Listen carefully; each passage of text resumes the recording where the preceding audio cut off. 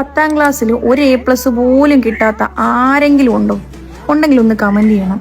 ഞാനല്ലാതെ അങ്ങനെ ഒരാളെ എനിക്കൊന്ന് കണ്ടുപിടിച്ചെന്നുള്ള ആശ്വാസത്തിന് വേണ്ടിയിട്ടാണ് 10ാം ക്ലാസ്സിൽ ഞാൻ പഠിച്ച സ്കൂളിൽ അന്ന് എൻ്റെ ക്ലാസ് ടീച്ചറായിട്ടുള്ള സൂസമ്മ ടീച്ചർ ഇത് കാണുന്നുണ്ടെങ്കിൽ ഓർമ്മയുണ്ടായിരിക്കും, എന്നോട് പറഞ്ഞത്, ഗായത്രി, ഈ 10ാം ക്ലാസ്സിൽ A+ എന്ന് പറയുന്ന സംഗതി കൊണ്ടുവന്ന കാലം മുതൽ 9 വിഷയം പൊട്ടിപ്പോയിട്ടുള്ള, അതായത് തോറ്റുപോയിട്ടുള്ള പിള്ളേർ കാണും. പക്ഷെ അവർക്ക് IT-ക്ക് ഒരു A+ ഉണ്ടായിരുന്നു കുഞ്ഞെന്നുള്ളത്.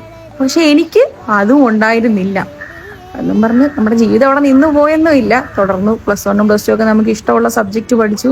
അവിടുന്ന് ഡിഗ്രിക്ക് ജേർണലിസം ലിറ്ററേച്ചറും പഠിച്ചു. പിന്നെ LLB പഠിച്ചു. അങ്ങനെ ജീവിതത്തിന്റെ ഓരോ ഘട്ടങ്ങൾ ഇങ്ങനെ പരിശ്രമിച്ച് മുന്നേറിക്കൊണ്ടിരിക്കുന്നു.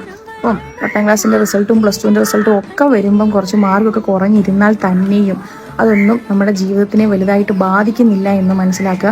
നമ്മുടെ ലോകം അവിടെ അവസാനിക്കുന്നില്ല എന്ന് മനസ്സിലാക്കുക. പിന്നെ പേരൻസിനോടാണ് കുറച്ച് മാർക്കൊക്കെ കുറഞ്ഞു പോയാൽ തന്നെയും മക്കളെ സപ്പോർട്ട് ചെയ്ത് കൂടെ നിൽക്കണം. അവരുടെ മുന്നോട്ടുള്ള ജേണിയിലും അത്ര സപ്പോർട്ട് കൊടുക്കണം.